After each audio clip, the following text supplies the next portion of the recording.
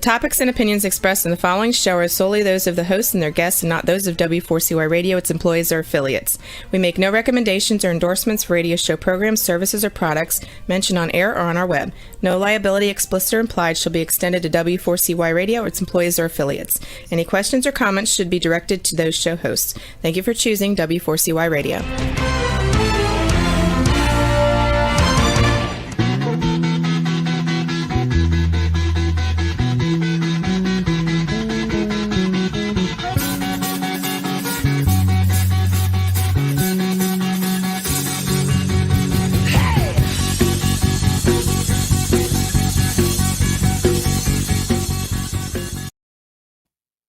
Welcome to the Camping Show. This is CW Gets. It's Wednesday, April 14th, 2021. Little technical difficulty here before the show. That's nothing new. I have that all the time. That's just where I live. That's just kind of how it goes. So sorry, I'm a little late here, folks, but we've got a great show here for you this evening. Tonight's episode is Threat of Danger to the BWCA with my special guest, Tyler Bryan. 28-year-old Tyler Bryan grew up in a small farming community near the Twin Cities in Minnesota. After high school, Tyler attended Vermilion Community College in Ely, Minnesota, and also worked at a local canoe outfitter as a guide in the BWCA. Upon graduating from Vermilion Community College, Tyler enrolled at Bemidji State University, where he graduated with a Bachelor of Science and a minor in wetland ecology. Tyler is currently attending graduate school at the University of Saskatchewan in Canada. His studies, as of late, focus specifically on the effects that pesticide pollution has had on the duckling population. Tyler will be graduating this year with a Master of Science in Biology and will be transitioning into the private sector as an environmental scientist. Well, with that, welcome to the show, Tyler. Hey, good to be here. Yeah. How do you like that technical stuff I get over here? And happens all the time. Yeah, you just kind of have to roll with it. Yeah, it's a rolly kind of thing, man. You have to kind of roll with it out here. So how you doing this evening, by the way? I'm doing really good. How about yourself? I'm doing fine. How's your weather up there, by the way? It's beautiful. Yeah, it's one of the very rare days that it's not windy in the prairies. So it's just gorgeous out, the sun, and spring is in the air. Yeah, we got your wind down here, so yeah. I'd like to take that off your hands. Yeah, you can keep it. Oh, I'm telling you. I've been seeing real quick. I've been seeing some videos of snow up there in spots. So you still got snow on the ground? Yeah, like northern Saskatchewan still has 4 feet of snow. They really haven't entered spring yet. They will still have ice on the lakes until June. So it's just such a large province that it varies so much. Like in here in Saskatoon, we haven't had snow for about a week to 2 weeks. It has snowed, but then it quickly melts. So yeah. Good evening, Mustang 774 chiming in there. Good to see you. Thanks for joining us. I see the ski videos up there. I'm going, wow, like we haven't had snow here for a while. I'm thinking that's yeah. It is Canada, right? It is, yeah, especially when you go out to like Banff and the Rockies, like they have snow for a long time out there. Yeah. That's, well, you know what? You get a nice extended ski season if that's what you're doing, right? Yeah. Tyler, let's jump right into it here. Like many high school kids, you really didn't have a clear, specific vision of what you wanted to do once you graduated.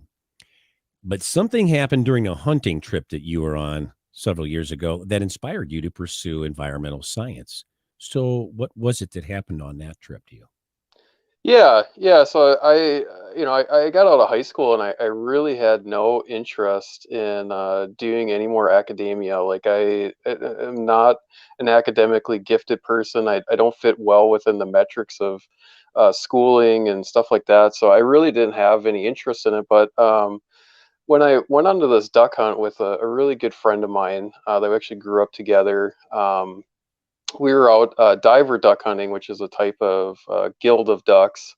And what happened during that evening of the hunt is that we just had thousands of diver ducks, specifically ring-necked ducks, coming into this little rice lake in central Minnesota. And it was such a powerful evening, as in that the way that the birds were working, it's quite amazing how agile that they can be Hmm. while they're moving at these like great speeds. And when they do this, they kind of sound like fighter jets, like. Oh, wow. And the way that they slow themselves down is they actually barrel roll back and forth like this really Okay. fast. And so when you're having like thousands of ducks do this from, for at least an hour with this beautiful sunset, I just knew that at that point that I wanted to work with ducks and wetlands. Like that's what I wanted to dedicate my career to. So that's when I started my schooling. That's pretty cool. That's a great story. So, I mean, Yeah. you were out there, you're like, you know something? Bam. It hit you. Yeah, I mean, to me, it was kind of like a burning bush prophecy, right? Like, Yeah, I it mean, really nothing, no things talked to me, but it was just like this feeling, like this, is. like, like that this is what I was supposed to do. Like, that's kind of what I wanted to do, and be really passionate about because, money's not everything. Like, it's something that is moving me and I'm passionate about is like environmental things and such like that. I mean, it's good to have food, money Yeah, helps. exactly. Live in comfort, have a roof over your head sometimes, Yeah. so But to have a yeah. BMW parked in the driveway isn't what it's all about either. So No, exactly. I agree. Exactly. You got to have a Lamborghini. No, I'm just joking. Yeah. So, Yeah. Well, maybe. right. Yeah. Yeah. I think we'd rather have Jeeps or something along those lines. I Yeah, know. exactly. Well, you once worked as a guide for a canoe outfitter in the Boundary Waters. What sort of general knowledge did you gain from that experience being a guide? Well, Kind of things you learn out there. yeah, I was really fortunate to work with some really gifted individuals. Which outfitter did Zachary, you work for, if I can ask? I worked for Wilderness Outfitters, Okay. which is now closed, Okay. unfortunately. Gary Gotchnik was the owner, and he's just a really wonderful man. Very gifted as well with like wilderness skills. Like he basically grew up in the Boundary Waters, and Hmm. yeah. And then the workers there were really talented as well. And so they taught me many really wonderful tools, tricks. How to not only survive in the wilderness but also enjoy it. So that is like as an example of like all the things that I learned from that. And then my time spent in the Boundary Waters really was an eye-opening experience for me as well. Kind of like a more like philosophical way. Like Hmm. it was my first time that I ever really experienced what the like wilderness was, like what the wild meant. Like I had always been somebody that really enjoyed nature and being with nature, but to be in an environment that was, very literally, manipulated by man, Yeah. and influenced by, mankind, was something that was really profound. And again, it was kind of like this time in my life that uh, really defined my pathway, like what I was really interested in, which was, exploring more wilderness areas and another reason why I moved to Canada because Canada has more wilderness uh, Hmm. parts of it, and so yeah, it was kind of like a a significant time, as in that I learned a lot of valuable skills, and then I also had this kind of like philosophical change in my life as well. So Kind of twofold then. Sounds like. yeah, Yeah. yeah, exactly. Um. Hey, let me ask you this: did you learn a lot about cooking when you're out there on your own? Did you Oh do yeah, the definitely. trial and error? Yeah. Yeah. Right. Trial and error, yeah, Yeah. like what to bring, Yeah. like because you're always thinking about weight, right? Like, well, Sure. what's worth the weight? And so yeah, lots of valuable things with that. Like, Yeah. what's really important for for survival and enjoyment. Right, So right. And what thing can I use for 3 different, tasks? What one yeah, thing? Yeah, exactly. yeah, Yep. that's good learning.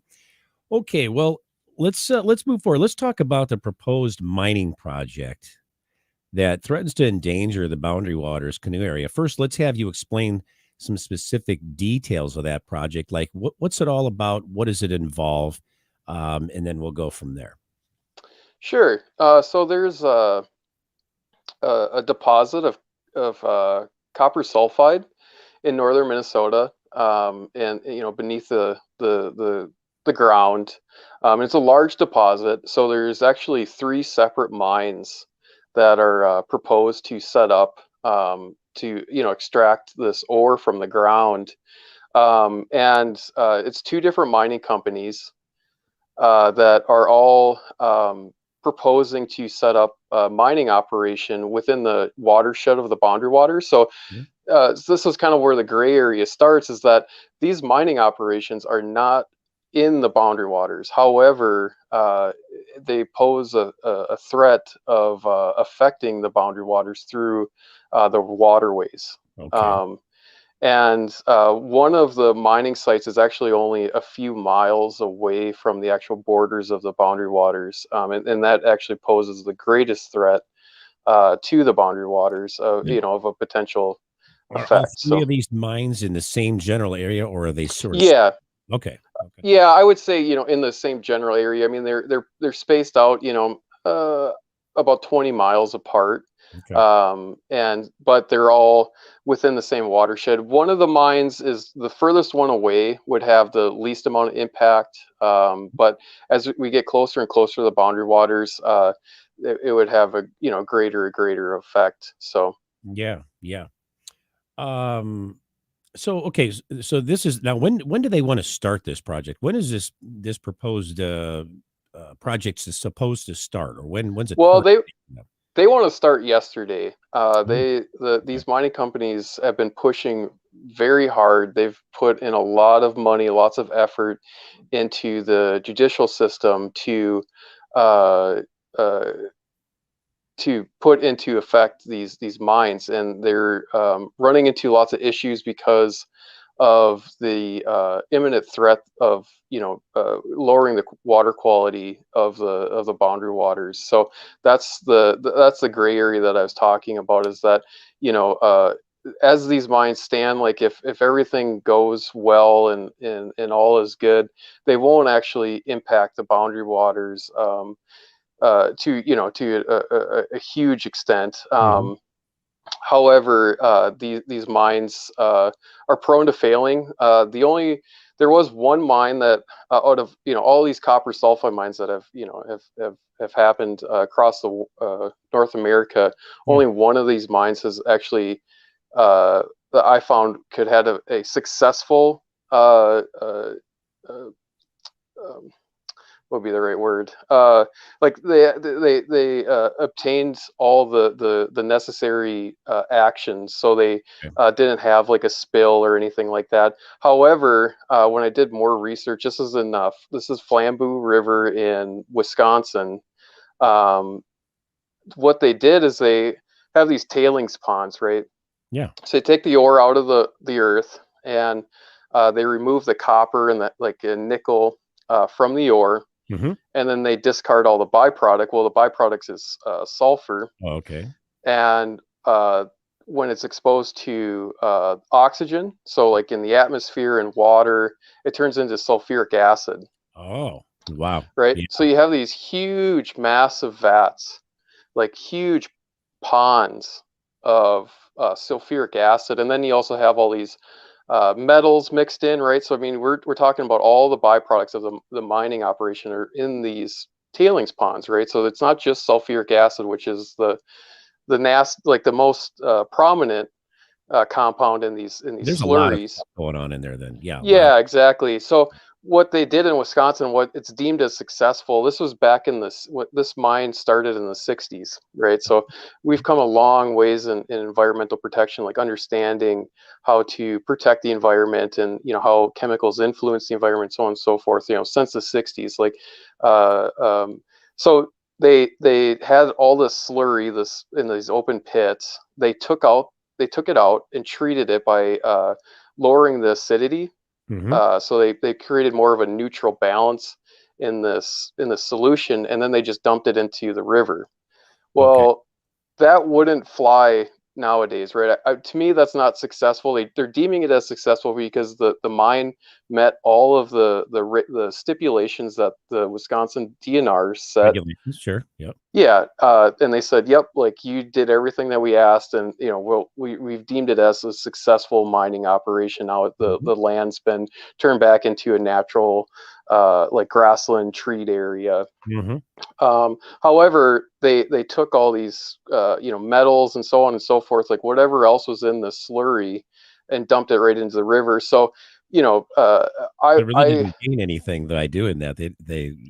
You were good here, but then you went and did all that. You just dumped this right back into the I mean, basically what happened is, sure, like you didn't see all this mass die off of fish, right? Like what would happen if you just release the acidic slurry into the water, and you had all these major issues right off the bat. But you're influencing the environment by adding all these heavy metals to it and so on and so forth. So that's the only actual successful mining operation, a sulfide mining operation that I could find that's deemed successful. However, most of these mines, actually all the rest of these mines, actually had major failures where they, what does that mean, failure? What happened? What does that mean when you say? Well, so the most common thing that happens is so these vats, they have, I'm calling them vats, but they're actually just like these open ponds, these massive open ponds. Is that what they call an open pit, like open pit mining?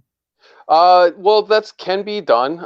Like to actually the mining, so they open up the earth and then they just extract the ore. That's only if the actual deposits are close to the earth surface. Whereas the ones that are by the boundary waters, actually, they need to have an elevator shaft that goes down into the earth, and then they extract it that way. What I'm talking about is like they create these big ponds. So these just like big, massive open spaces, like a huge massive swimming pool, let's say, right? Like just I mean, it's basically like a little lake, and they line it with a plastic so that the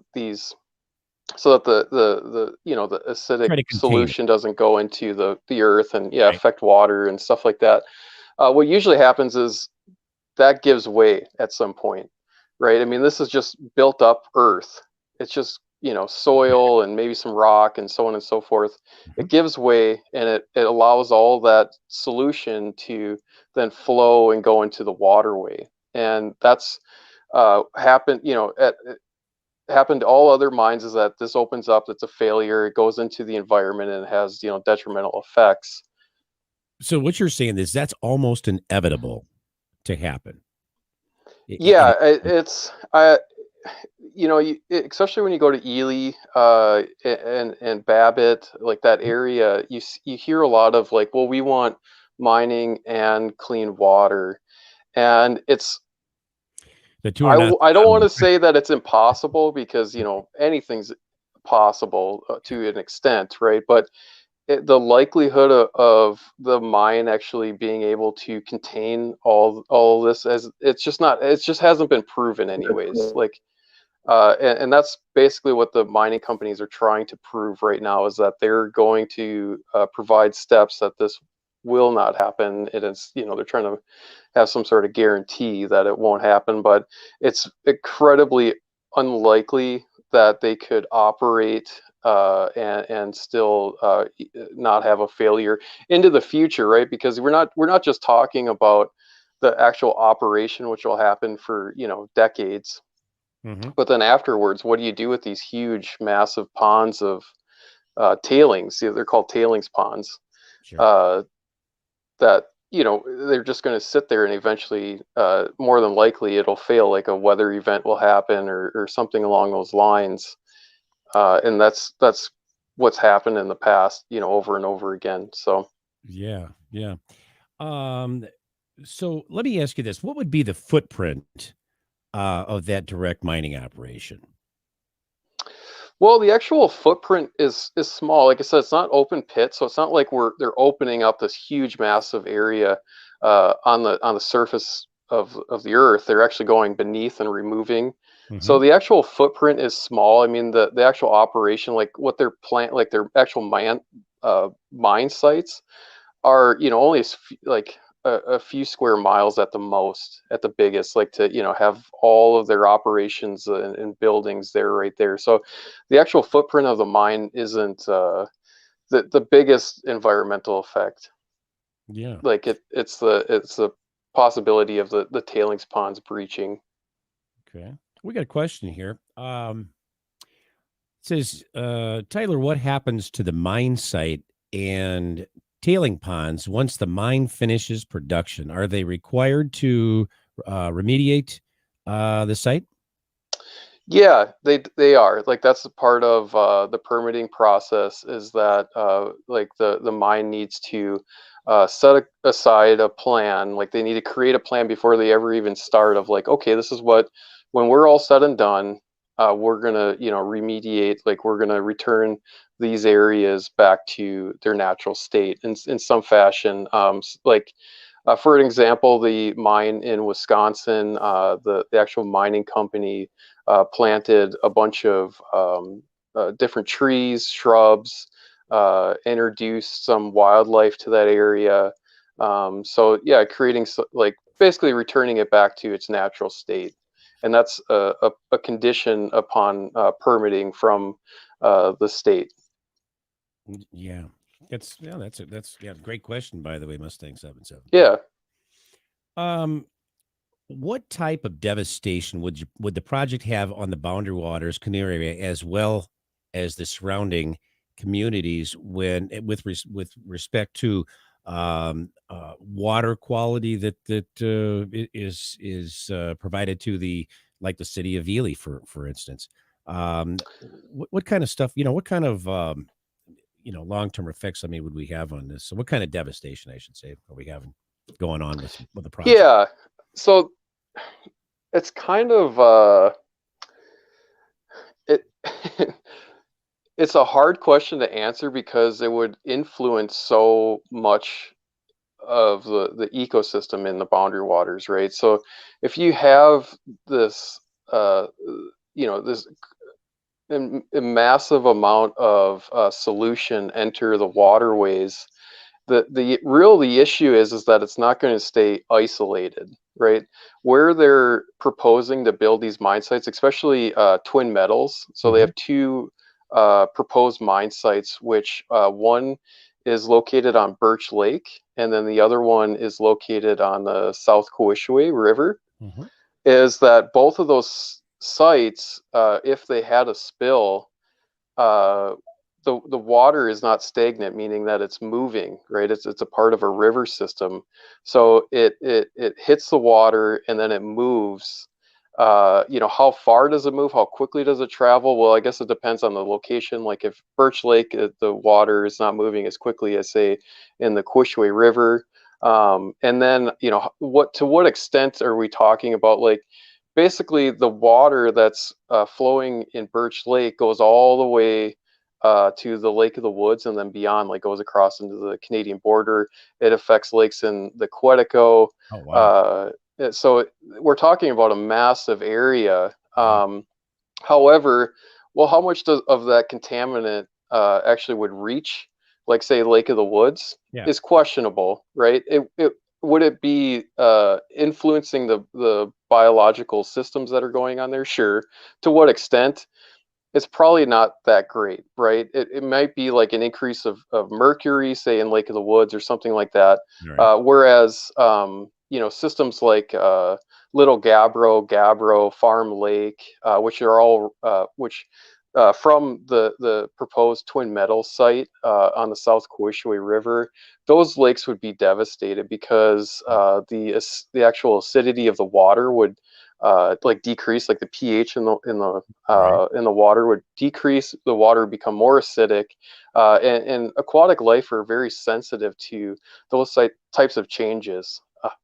Like a change in 2 pH, so like dropping from say a neutral point of like 7, which Mhm. water is roughly at, Mhm. to down to 5, which is easily done because sulfuric acid, which the slurry would turn into, would be sulfuric acid, Right. is at a pH of 2. Wow.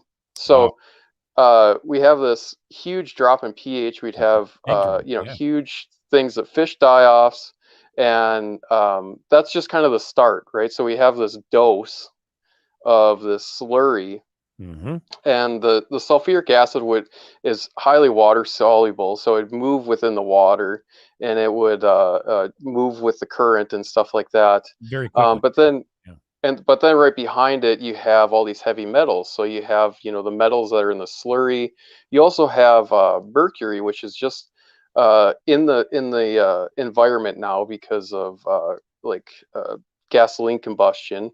Yeah. So you have this effect from the acid actually makes that mercury biologically metabolized. So like mercury can just pass through you when it's in a certain kind of state, Mm-hmm. but when it's introduced with sulfuric acid, it turns into a form that's much more easily metabolized, so it enter organisms much more easily. Oh, So you wow. have this long-term effect, Yeah. right? Of you're not you have this initial stage of like die-offs and huge disruptions to the ecosystem That's like the initial thing. at the initial time, Right. right? That Right. could last, a year. I'm kind of referencing.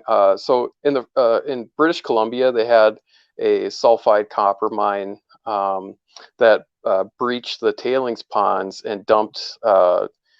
I can't remember how many metric tons of. It was a lot. We'll just Hmm. say it's a lot. It's Yeah. a huge quantity of this, slurry into the Fraser River in British Columbia. And they were seeing effects for many years. But the mass die-offs of the fish and everything like that was about a year. So for a year, it's having huge detrimental effects on the aquatic system. And then we're seeing this in like uh, much less noticeable, like higher heavy metal contamination in the ecosystem, stuff like that, that can impact an ecosystem for Years. decades, centuries. Yeah. Right. And so essentially making a lot of the fish inedible to like humans and stuff like that. And then also like the point that you brought up initially of like, well, contaminating water, Mm-hmm. like I don't know where Ely gets its drinking water, but Yeah. I know for Babbitt, it would have huge effects on their Municipal water. populations, like their Yeah. municipal water and stuff like that. So, yeah, I mean, it would be devastating to say the least. That it's such a multifarious issue that would happen because of all the contamination and the flowage that's going through this area, right? Like if it just stayed in one lake, okay, it'd be isolated to that Okay. one lake. Yeah. That one lake would be devastated. However, it wouldn't, spread and contaminate more lakes. Where this system is very it has a high flowage. So Yeah. Prone to do that. I'll tell you what. Let's take a quick break here. We'll come back, but don't go away. We'll be back with more of the camping show on W4CY Radio and Talk 4 TV after these messages, and we'll read some of these messages that came in here for us. Okay, back in a bit.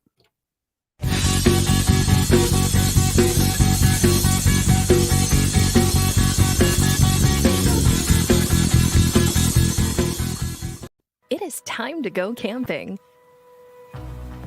Introducing Campground View's virtual tours.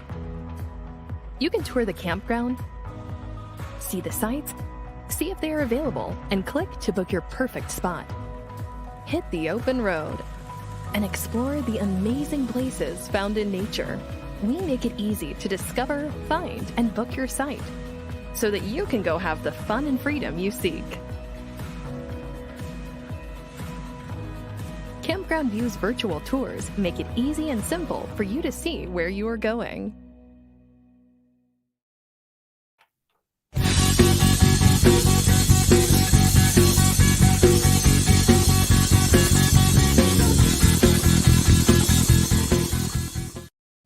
And we're back with our guest, Tyler Bryan, on the camping show.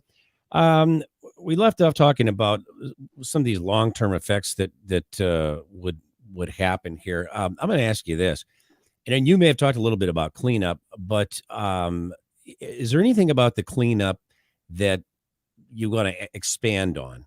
As far as the cleanup of this operation once it takes place and they say, okay, we're done. Anything you want to add to that? Sure. I didn't really talk about what I initially said about how they would, return the mining site, back to its natural state. That's presuming that everything is kind of a hunky-dory, right? Like that there wasn't any disasters and the tailings ponds didn't break and so on and so forth, right? But however, if there is a disaster, then that has different implications, right? That not only is the mining site compromised, but then you have all these waterways and lakes and streams that have been compromised by this solution, right? Right. And there's really I'm basing this off of the Fraser River again because that's the most recent disaster, and it's kind of similar to this, where they were mining next to a river, and that river flows into many different lakes and goes throughout British Columbia and stuff like that. So it's similar in those ways. That's why I'm basing what I'm saying off of that. And they didn't have really anything that they could do to, once the disaster started, all they could really do was mitigate the effects by not allowing it to continue to flow, like the tailings ponds to continue to flow into the river. So, they immediately went in and tried to, build back up these brims, and they did try. Yeah, exactly. They tried to also slow down the river in sections so that basically the contaminants could settle into the lake rather than keep on flowing, right? So that's basically all they could really do. That, like I said, the solution is highly water soluble, meaning it's not like oil. Like you see, like maybe on the news or something that you see an oil spill and all the oil is just floating on top of the water surface, and they can kind of pool it together and collect it and clean it up that way. Where this solution is basically becomes part of the water, and it's virtually impossible to actually clean up. It's basically trying, like, damage control, basically. Yeah, once it's flowing, it's flowing. Lance wants to know, could the acidity of contaminated lake, let me try it again in English. Could the acidity of a contaminated lake not then get redistributed via evaporation, then precipitation?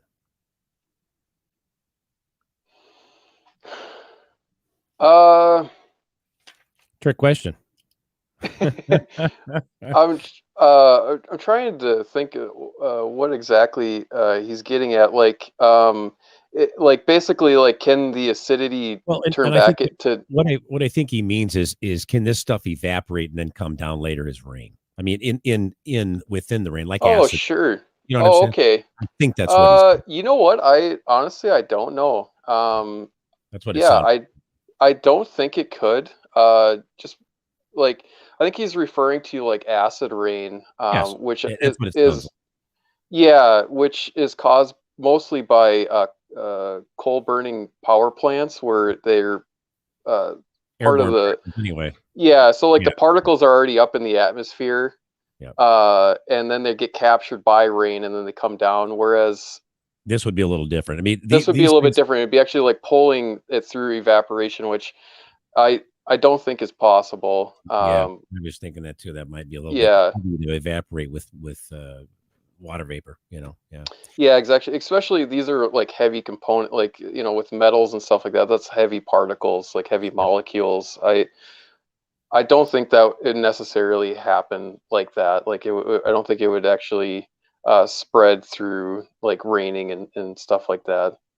Let me ask you this: where does the project stand currently stand as we speak? Where is this all at? I mean, things are being held up, and they would like to start yesterday, but where's it actually at? How close is it from happening, or what's the status so far? Yeah, so right now it's in the state judicial system, so Minnesota, and it's still in the permitting process, right? Both mining companies have done a bunch of exploratory drilling. They know where this ore is residing in the earth, Hmm. and so they've proposed to the state, we want to build these mine sites. We want to do these things, X, Y, and Z. They've compiled all this data, and they are trying to right now prove to the state that what they're going to do will be successful, meaning like they won't have any disasters and it won't affect the boundary waters because the Hmm. That's you what I've know heard. That's the yeah, big. that's the big thing, because the boundary waters under the Wilderness Act cannot be touched by any kind of like manipulated in any way. It's supposed to stay a natural Right. way. Right. Um, and so that's the big thing. And so that's basically where it's at right now. There's But lots of NGOs that are fighting to keep the mines out of northern Minnesota. just gonna ask. And Yeah. yeah, Yeah. I mean, what actually specific organizations, or maybe you don't know the names of them, are actually fighting this project, and how successful have they been doing so thus far? Fighting they've this. well, I mean, they're spearheading this whole thing. We do have some like state representatives, and including like the governor, that is opposed to the mining operation. However, it can be a federal thing. So like when the administration was under Donald Trump, Mhm. um, there was lots of like federal push to get the mines into northern Minnesota, and but now right now it's purely at the state level, Okay. and yeah, these NGOs like Save the Boundary Waters is the biggest one that I've come across, Hmm. is really spearheading this whole effort, that they're providing legal assistance, and creating spreading the word with public awareness, so to address these issues that of potentially impacting the boundary waters. I have to ask you this real quick. Now, I've got one. I'm going to ask you about the pros and cons of this. And by the way, before I do that, Rick got uh, Tunis Richards, Lance, and I think it's Clapham, and Mustang 774. You guys, thank you for chiming in here. We've been doing questions and comments, and I really appreciate that. I'm sorry I haven't gotten to read all of them. But let me ask you something. The reason this is even able to get as far as it is because it is outside of the actual what do I want to say, perimeter, or Yeah, the of the boundary waters, but it's right almost on top of it. It's right next to it, and yeah. The that's how the they're able to closest do it. mine is a few miles away, like up the Quishway River. So it's upstream of the Quishway River that flows into the boundary waters. Because I know there have been people who said, well, you can't do that to the boundary. We can't do that anything in the boundary waters, and that's true, Yep, but you can do it right in their backyard, apparently. correct. I mean, Yes, that's what we're talking about here. So, I would have assumed that there would have been something that was, and I don't know how you'd do this, in place that said, not within X amount of miles can you do anything like this, within the sure. near the waters. Yeah, but apparently there wasn't. That wasn't a provision. Yeah, You shouldn't say a provision, but a contingency rather. yeah, yeah. And I that, agree. yeah, interesting. Well, let me ask you this. Now let's flip the coin. All right. Um, are there any pros for this mining project with regard to the community or communities, but let's just take Ely, for instance, and you mentioned another one. Any pros with this whole thing for the area, or is it all negative, negative, negative? No, there's definitely pros. That Okay. we maybe listeners that aren't familiar with this region is that it's fairly impoverished. Like Ely and Babbitt were both mining towns, and there's no more mining. Like they were mining iron ore back in the early 1900s. Actually, my great grandfather was a miner himself in Sudan, Hmm. in the Tower area. which is right next to Ely. So you have these towns that are they don't have a lot of industry to them. I mean, there's some forestry work like tree harvest, and then with Ely, there's a big influx of tourism, like bringing in money for to visit the Boundary Waters and the surrounding areas and so on and so That's forth, big right? business up there. Yeah. Yeah, it is. But then in the winter, there's not a lot of industry at all. So these mines promise, an industry like a very solid, easy way for locals to make a good income.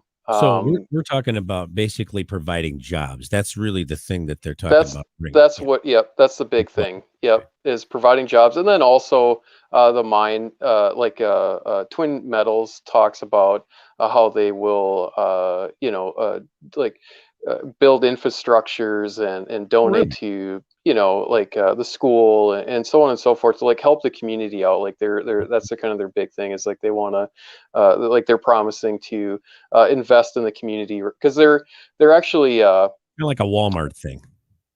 Yeah, They do. exactly. Because they are an international company. Like they're a Chilean company, so they won't be like that's kind of the big thing is like they want to get the locals on their side. So Mm, that's kind of what their promises are for them. So there would right. be financial benefits to having the mine there, and I understand why people in that region would like that. Yeah. There isn't a Yeah. lot of industry, and it would provide good jobs for those individuals. So.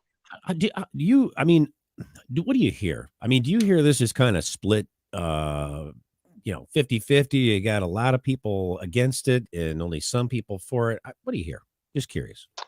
Well, it's hard to say. I mean, like I said, if you go to Ely, Babbitt, the surrounding areas, Yeah. a What do they? lot of the people are for it. That they come from miners. Like they're the generation, like a generation behind the miners. Like Yeah. their grandfathers or fathers even were miners themselves. So you have this like heritage of mining, Hmm. and so a lot of those people in those areas are for the mine. But however, then you have the flip side of the people that like the Boundary Waters, and they don't want to inhibit any of the wilderness there or any of the waterways, so they're against it, kind of thing. So it's very polarized. Yeah. I was just going to say you're either completely for it or completely against. It's a black or white situation, so to speak. It's not like Yeah, there's many. well, um, see, You know. and then that's kind of people want to be in the middle because the mine is trying to say like, no, we can produce, we can help out the economy, and we can have clean water. And to me, I think that is just not realistic. It's a like I said, it's a possibility. I don't want to say that because I can't see into the future, but Right. uh, Right. n- But it has a historically very speaking, high likelihood that it'll fail, yeah. and so is it really worth the risk because it could have Yeah. some very serious detrimental effects. Well, if there's high potential that could happen, I mean, that, like you said, is it worth the risk? And I think that's Yeah, really what it boils down to, isn't it? To yeah, summarize, exactly. yeah, it's possible, but is it really worth the risk? Do we really want Yeah, to do that? But I can understand both sides. I really can. But I'm going to side with you on this one. Is it worth the risk? And I would say that's a crazy risk. You know. yeah, Uh, yeah. I mean, yeah, I'm clearly biased. Like I love the Boundary Waters myself, but absolutely. so yeah. Yeah. I've been there. It's a beautiful area, and I tell you one thing about Ely, and I don't know, think I went through the other town that you mentioned, but when you go through Ely, um, if you don't have a canoe on the top of your vehicle, Yeah, you're sticking you out. stand out like a sore Yeah, thumb. Absolutely, it's like you must yeah, be an outsider right there. And so yeah, absolutely. Uh, Mustang 774 real quick, and then we're going to send it. I can see how this would be very controversial in the nearby towns. Well, absolutely. They're going to be affected in one way or the other, positively with the financial, end of it. And it could be very negative, uh, negatively affected if things go wrong, which there's a high likelihood of that happening from what you're saying, yeah. Tyler. Tyler, why don't you real quickly here tell us about your YouTube channel? And we got a real quick question. We've got about 2 minutes left here. Okay, sure. Yeah, so I started a YouTube channel last year, mostly to address this gap that I saw between the scientific community and the general public. And so what this YouTube channel really is all about is introducing scientific ideas in, fun, enjoyable, like easy to understand ways, and then also creating this great content of like doing wilderness camping, doing fishing and hunting and all, exploring nature, and talking about it as well. Like I have a video where I went camping when it was -40 below, so you could watch that and learn how to survive, how to camp in -40. Great. Or I have videos that are going to be coming out of like talking about how mercury pollution affects waterways, throughout North America and the world. And like what fish are more easy to or more safe to consume versus others and why, stuff like that. So like this huge variety of topics. So if you've enjoyed this show, this is probably the most like scientifically dense information that I'll ever produce. So if you found this enjoyable, then the content on my YouTube should be much more entertaining, like because there'll be other factors rather than just me sitting here talking. So It sounds very interesting. It really does. yeah. Why don't you tell us where listeners can go to follow you on social media and to learn more about the developments, I should say, of this project, this proposed mining project? Where can people go to follow you? Yeah, so to follow me, I'm on Instagram at Living High Wild and Free, and I'm also on YouTube at Living High Wild and Free, and Facebook Living High Wild and Free again. And then to get more information on this topic that we've been talking about, sulfide mining outside the boundary waters, there's really a lot of great resources out there. The main one would be like on SaveTheBoundaryWaters.com. They have a lot of great resources on there. Now that is biased, I will say. They use a lot of like very dramatic wording in their website, but it is factual. And then there's also materials on the mining company's websites, which is Polymet and then Twin Metals. They've also published a lot of documents, like what are they going to actually do in the area? What are they going to do to like precautions to avoid any kind of disasters or anything like that? So you can kind of from both of those, like both of them are biased, but somewhere in the middle is the truth, like so that the viewers can form their own opinion. Yeah, very good. Well, Tyler, I really appreciate that. Thank you. And you've been a wealth of information here for us this evening. And I want to thank you for being my guest here on the camping show. It was a pleasure having you. Yeah, it's a pleasure being here. Thank you. Yeah, you're welcome. Well, we hope you'll tune in for next week's episode, Family Affair RV Style, with special guest Jamie Simpson and Jared Cook. Once again, thank you for tuning into the camping show. This is CW Getz reminding you, learn more, do more. See you next week.